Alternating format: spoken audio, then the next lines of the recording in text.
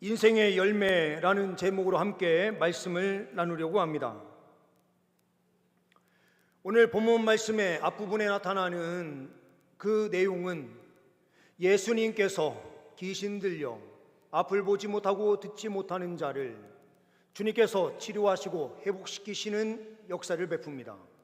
특히 귀신을 쫓아낸 이 사건을 통해서 이것을 지켜보고 있었던 서기관들, 바리새인들이 뭐라고 말하고 있는가? 예수님을 보고 바알세불이다 라고 이야기를 해요.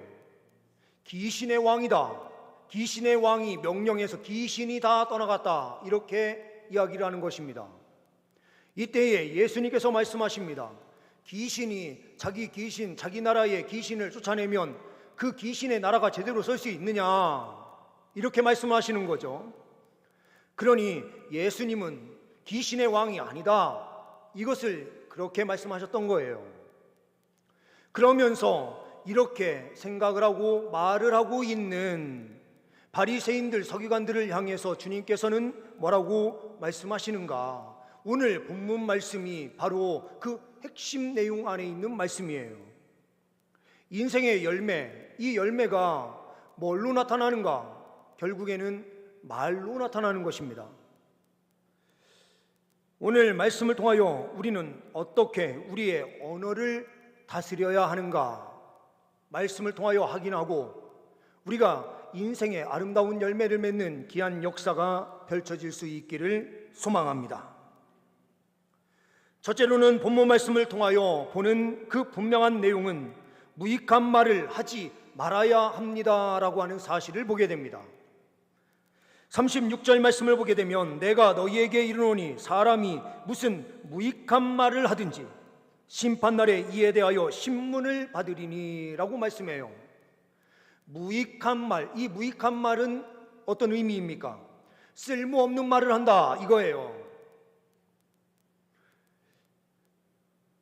예수님께서 귀신을 쫓아냈더니 바알세불이다 라고 이야기하는 그들을 향해서 주님께서는 뭐라고 말씀하시는가? 33절 말씀을 보게 되면 이렇게 말씀을 하고 있어요. 나무도 좋고 열매도 좋다 하든지 나무도 좋지 않고 열매도 좋지 않다 하든지 하라. 그 열매로 나무를 아느니라, 이렇게 말씀하고 있어요. 마태복음 7장 말씀에서는 7장 20절에요. 열매로 그들을 알리라, 이렇게 말씀을 하셨거든요. 열매를 보면 그들을 안다. 오늘 말씀에도요, 그 열매로 나무를 안다. 우리가요, 이게 무슨 나무인지 잘 모를 때가 있지만 과실이 맺혀질 때에 그 나무가 정확하게 어떤 나무인지 우리는 알아볼 수 있어요. 사과나무가 열리면 그 나무는 사과나무예요. 거기에 배가 열리면 그 나무는 배나무예요. 열매를 보면 그 나무를 알 수 있는 것처럼 우리에게도요, 우리에게 나오는 이 말을 통해서 그 사람이 어떤 사람인가를 정확하게 알 수 있다라는 것입니다. 예수님께서는 너무 간결하게 말씀하세요. 그 열매로 나무를 안다.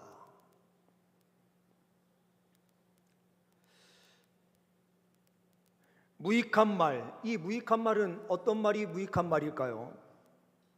쓸모없는 이야기들이라고 되어 있지만 이 쓸모없다라고 하는 것은요, 결국에는 유익이 없어요. 말을 했는데, 말을 하면 유익이 있어야 되는데 유익 자체가 없는 거예요. 어떤 말이 유익이 없습니까? 무익한 말이 됩니까? 의미 없이 공허한 말을 하는 말이 바로 무익해요. 습관처럼요, 우리는, 저도 마찬가지이지만 우리 성도님들도요, 각자가 가진 언어틱이라는 게 있어요. 언어틱은요, 자기도 모르는 사이에 반복하는 말이 있습니다. 저도 반복하는 말들이 많아요. 문맥상으로 볼 때 주님이 필요 없는데 주님 집어넣고 이야기하던가, 뭔가요? 중간에 들어가지 않아도 되는 말들을 자꾸 반복하면서 말할 때가 있어요. 이거는 무익한 말이에요. 또한 책임지지 않는 말을 하는 것이 무익해요. 주님 앞에요, 기도해요. 주님, 응답하시면 주님을 위해서 무엇을 하고 무엇을 하겠습니다 하면서 서원을 해요.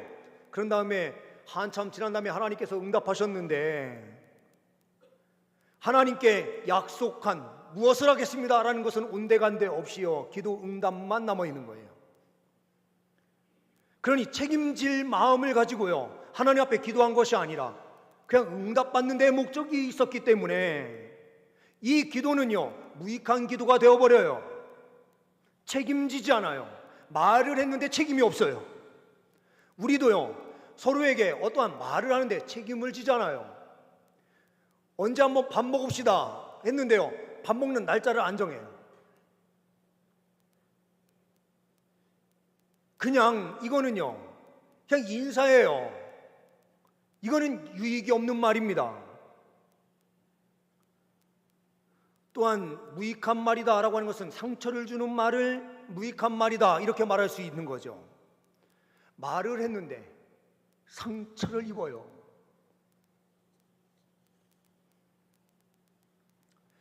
에베소서 4장 20절 말씀에 바울이 에베소 교회에 편지를 보내면서 이렇게 말씀을 선포하고 있습니다. 무릇 더러운 말은 너희 입 밖에도 내지 말고 오직 덕을 세우는 데 소용되는 대로 선한 말을 하여 듣는 자에게 은혜를 끼치게 하라. 무슨 말을요? 선한 말을 해서 뭐를 끼쳐야 된다고요? 은혜를 끼쳐야 돼요.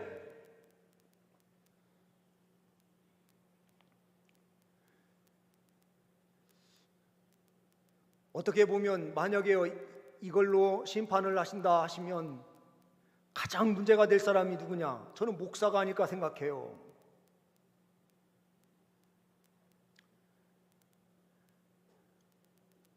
성령 충만해서 설교하는데 이것저것을 생각하고 설교하는 것이 아니라 어느 때는 설교를 막 하다 보면 이것저것이 생각나서 그냥 뭐 편하게 이야기를 했는데, 어떤 분들은 저 설교를 나한테 하나 보다, 나를 타겟으로 하고 있는 설교인가 봐 이렇게 생각하시면서 상처를 입는 분들이 계셔요.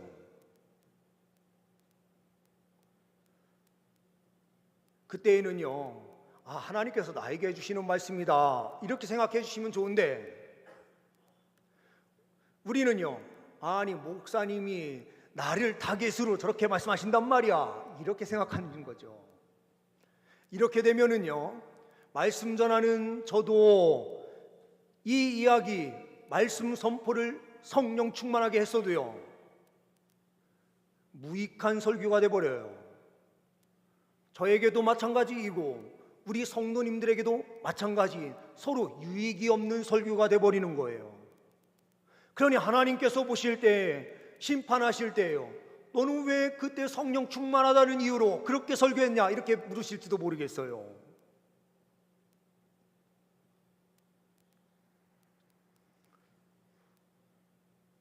우리가요, 서로 선한 말을 해서 은혜를 끼치는 게 중요한 거예요. 서로 불평불만을 이야기하고 서로 안 좋은 이야기를 서로 하다 보면은요, 은혜가 안 돼요. 은혜가 안 되는 것은 다 무익한 말이 되는 거예요. 교회 공동체 안에서도요, 서로에게 은혜가 되는 이야기를 해야 그 말은 선한 말이 되고요, 함께 세워주는 말이 돼야 그 말은 유익한 말이 되는 거예요. 그러니 무익한 말을 해서는 안 돼요. 어떤 유명한 분이 이렇게 이야기를 하더라고요. 말을 하는 데 있어서 가장 중요한 거 첫 번째요, 옳은 말을 해야 된대요. 두 번째로는요, 옳은 말을 하는데 지금 이 말을 해도 되는지 때를 정확하게 봐야 된다 이런 이야기를 해요.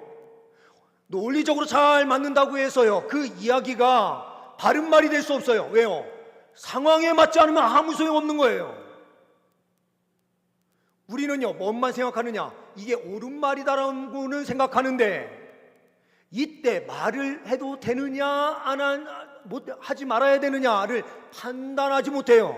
왜 그런지 아십니까? 내가 옳다라고 생각이 들면요, 다른 것은 보이지 않기 때문에 그래요.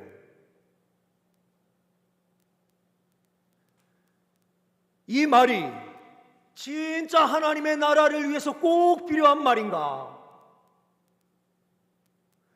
이 말을 지금 내가 하는 것이 복음을 위하여 꼭 필요한 말인가? 이거를 생각해야 되거든요. 그런데 우리가 그렇게 하지 못해요. 그래서 우리의 삶은 어떻게 보면 말하는 것이 선함이 없고 은혜도 끼치는 삶이 없으니 무익한 말로 가득 채워진 삶을 사는 것이 아닌가, 이렇게 우리는 볼 수 있을 것 같아요.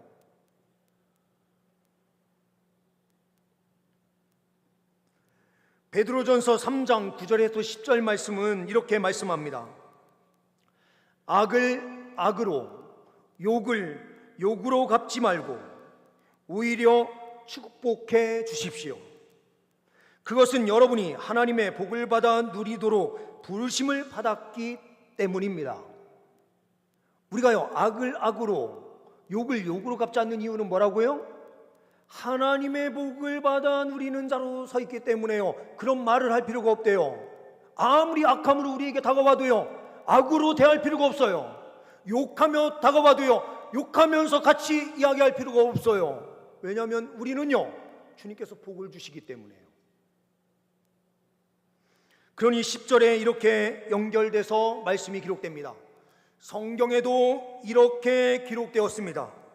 생명을 사랑하며 행복한 생활을 원하는 사람은 악한 말이나 거짓말을 해서는 안 됩니다 라고 말씀이 기록되는 거예요. 생명을 사랑하고요, 행복한 생활을 원하는 성도라고 한다면은요, 어떤 길로 나아가야 된다고요? 우리의 입술을 통해서요, 선함으로 은혜를 끼쳐야 된다라는 겁니다.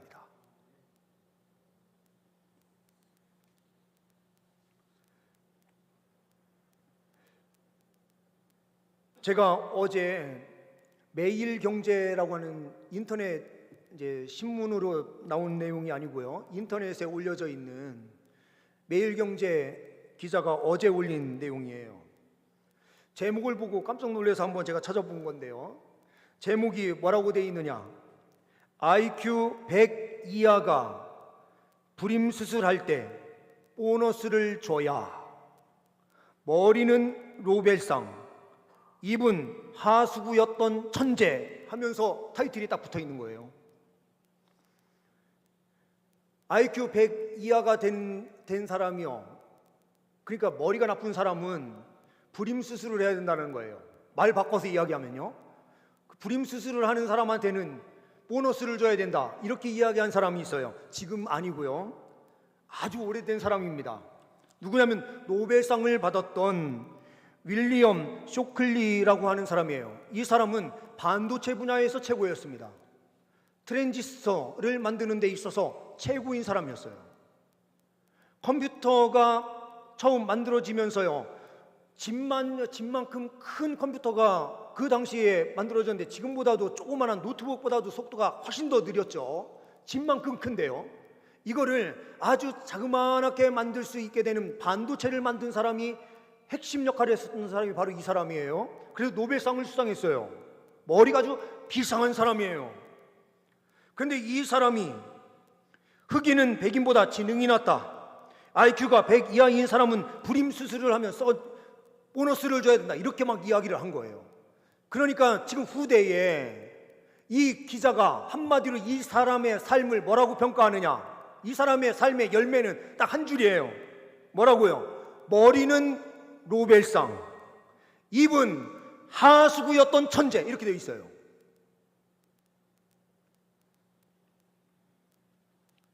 IQ라는 게 뭐냐면요, 만약에 100명이 있어요.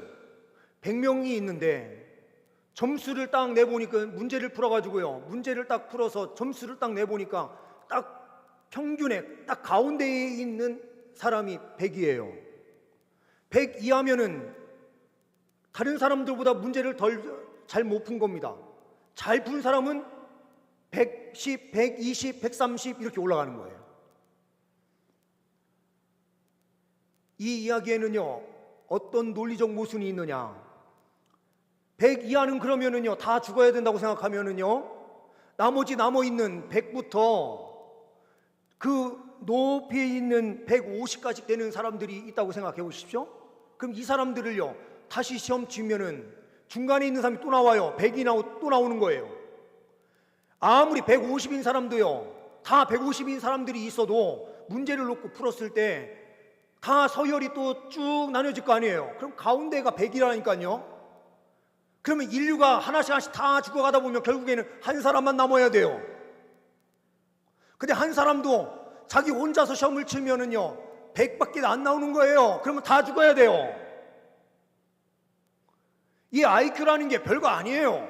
아니, IQ 시험을 봐서요, 잘 치는 사람이 있고 잘 못 치는 사람이 있는 거죠.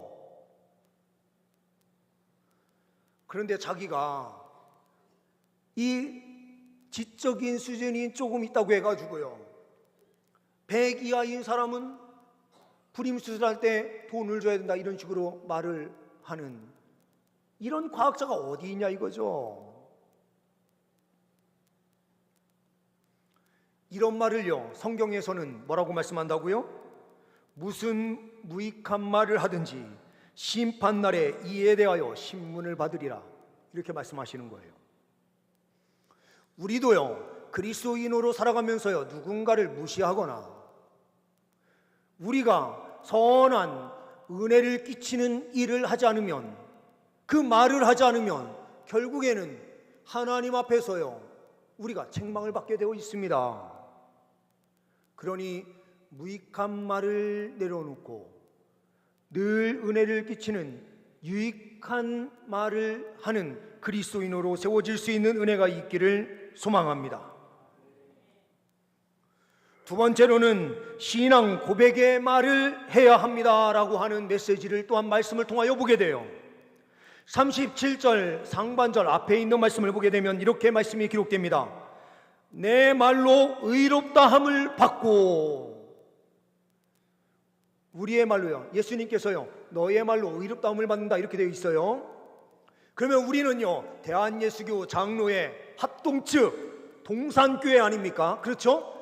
말씀 보수 아니에요. 그렇죠? 그러면 우리 그 성도님들은요, 이 얘기가 딱 나오자마자 가장 먼저 딱 떠올리는 게 뭐냐? 의롭게 되는 거는 뭘로 의롭게 됩니까? 믿음으로 의롭게 되죠. 아니, 근데 믿음으로 의롭게 된다 그러는데 예수님께서 뭐라고 말씀하세요? 너의 말로 의롭게 된다 이렇게 말씀하는 거예요. 그럼 이게 두 개 충돌이 되느냐? 아니에요. 어떤 의미가 되느냐? 믿음을 증명하라 라는 거예요. 우리는요, 믿음으로 의롭게 돼요. 근데 믿음이 있다라는 것이 증명됨으로 의로움이 드러나는 거잖아요. 그러니 너희의 믿음을 증명하라. 우리가 하나님 말씀대로 살아야 되는 이유가 뭐예요? 그 행동을 통하여 우리가 의롭게 되는, 구원받는 것이 아니고요, 우리의 믿음의 증명이 삶을 통하여 나타나는 것이기 때문에 그래요.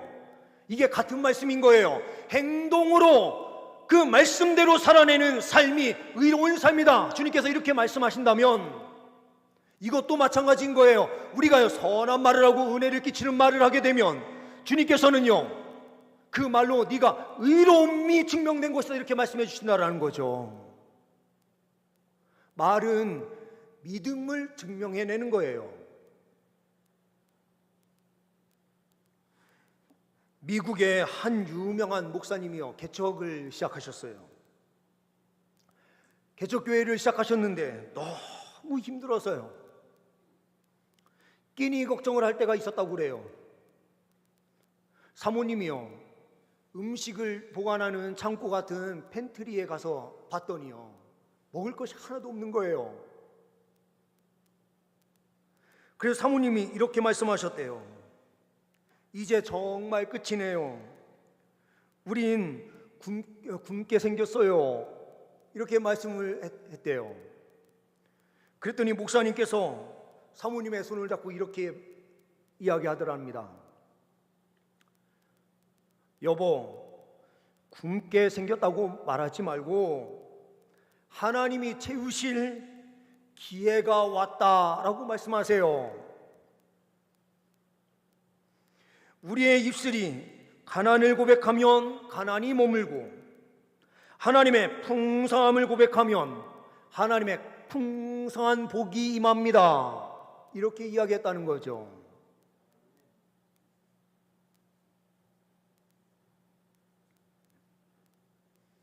우리의 말로요, 믿음을 증명해내야 돼요. 로마서 10장 10절 말씀을 보게 되면 이렇게 말씀이 기록되고 있습니다. 사람이 마음으로 믿어 의에 이르고 입으로 시인하여 구원에 이르느니라. 마음으로 믿어 의에 이르고 입으로 시인하여 구원에 이른다라는 것은 같은 의미예요. 떨어져 있는 것처럼 보여도 믿음으로 의롭게 된 사람이 예수님을 주로 고백하게 되어 있기 때문에 구원에 이르는 거죠. 이것은 믿음의 증명이에요. 만약 우리 성도님들께서요, 버스를 타고 집으로 돌아가시는데요, 오늘 예배를 다 끝내시고 버스를 타고 가십니다. 근데 갑자기 이제 운전하시던 버스 기사님이 좋으시다가 갑자기 눈을 번쩍 뜨시면서 브레이크를 팍 밟으셨어요.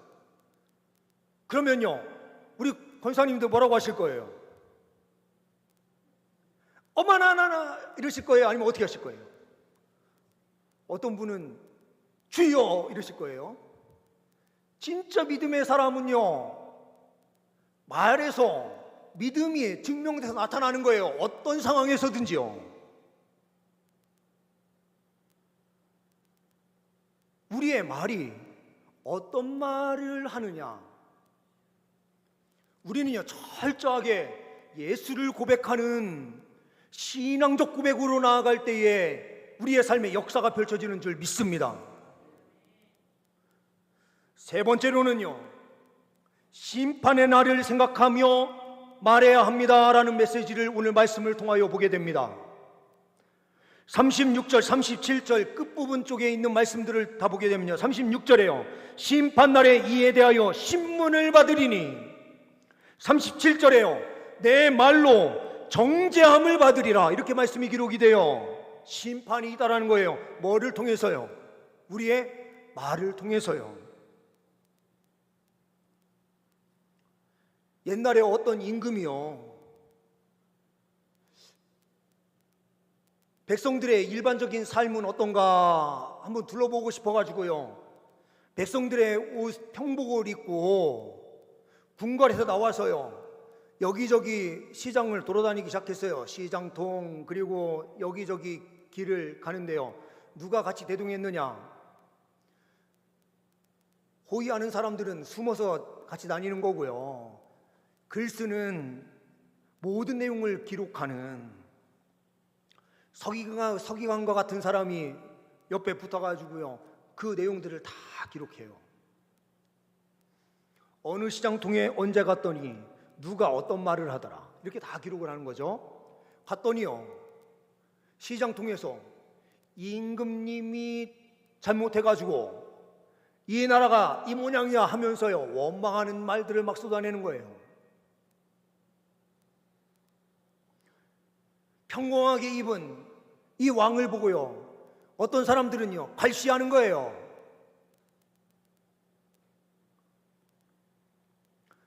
그런데 한 길을 찾아서 외진데를 걸어가고 있는데요, 한 밭에서 일하는 농부가 있었어요. 농부가요, 자기 혼자서 그냥 이렇게 이야기를 하는 거예요. 아유, 우리 임금님이 좋으신 분이 계셔서 이렇게 우리는 평안하게 살면서 일을 하네 하면서 한 거예요. 나중에요, 이 왕 임금이 왕복을 입고요 재판을 하는데요, 누구에게 복을 선포하겠습니까? 우리는요, 하나님께서 우리의 모든 말을 다 듣고 계신다는 것을 몰라요. 그 인식하지 않아요. 제가 내일부터 일주일 동안 기도원에 들어가는데요, 3가지의 이유가 있습니다. 첫 번째, 제가 특별 새벽 기도회를 인도하면서 보니까요, 영적인 상황이 제가 지금 기도하지 않으면 안 되겠다, 우리 교회가. 이 마음을 주님께서 강하게 해주시고 계셨어요. 올해만큼 제가 신년 특별 새벽 기도회를 인도하면서 힘든 시간을 보낸 게 좀 처음인 것 같아요. 두 번째로는요, 우리 성도님들께서 기도 제목을 써서 1월 1일 송구영신 예배 때 들어오시면서 다 기도 제목을 넣으셨어요.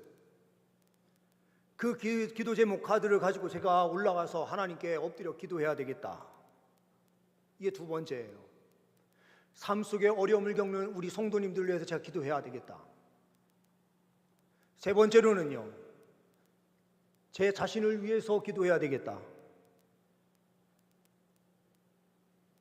연말부터 제가 기도원 가야지 하면서요, 여러 가지 일들이 많아가지고 갈 수가 없었어요. 그런데 지금 꼭 가서 하나님 앞에 엎드려서 기도해야 되겠다.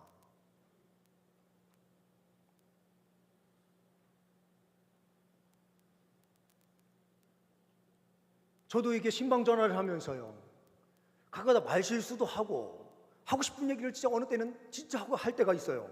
이분한테는 진짜 제대로 내가 뭔가 깨닫게 해서 돌이켜야지 하면서 말을 어느 때는 세게 할 때가 있는데요, 세게 해봐야 저의 마음도 불편하고 그분도 변화되지 않아요.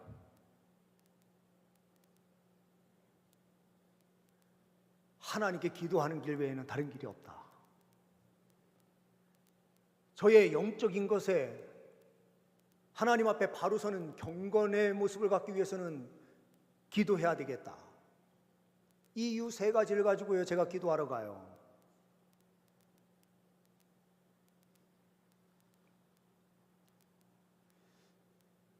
목사도 마찬가지고요, 이 자리에 있는 우리 성도님들도요, 말 한마디 한마디가 우리의 여기에 있는 배에 바람이 들어오고요, 배에 힘이 들어가서 우리가 말하는 이 말이 성대를 울려서요, 이것이 파장이 돼서 바깥으로 나오면은 다 금방 사라지는 것으로 생각을 합니까?